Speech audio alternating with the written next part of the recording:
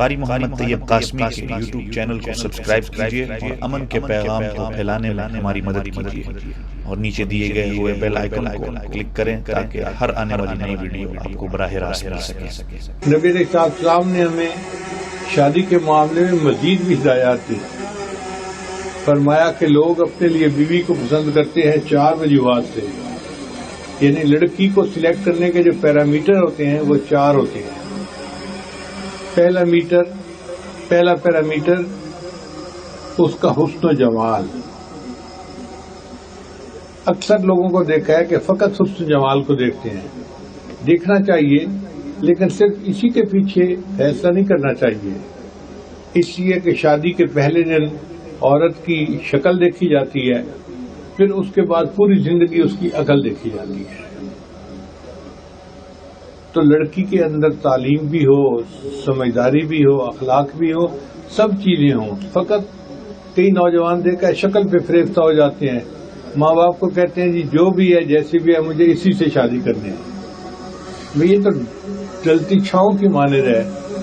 آج جو بندہ گلفام ہوتا ہے نا، چند سال کے بعد بڑھاپے میں اس کا چہرہ چھوارے کی طرح بنا ہوا ہوتا ہے۔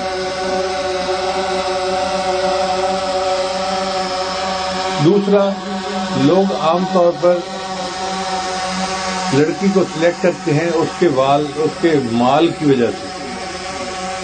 امیر باپ کی بیٹی ہے، امیر گھرانہ ہے، امیر خاندان ہے، تو لوگ ایسے گھرانے کو پسند کرتے ہیں۔ دیکھنا چاہیے کہ اللہ تعالیٰ آسودگی والی روزی ان کو عطا فرمائے، لیکن صرف اسی کو کرائیٹیریا نہیں بنانا چاہیے، اس لیے کہ مال تو ڈھلتی چھاؤں کی مانند ہے، جو شاخ نازک پہ آشیانہ بنے گا ناپائیدار ہوگا۔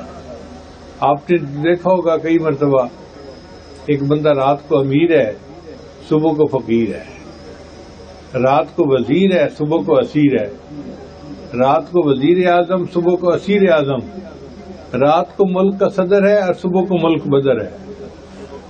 تو مال کا کیا بھروسہ، اس پہ نہیں صرف ریچھ جانا چاہیے۔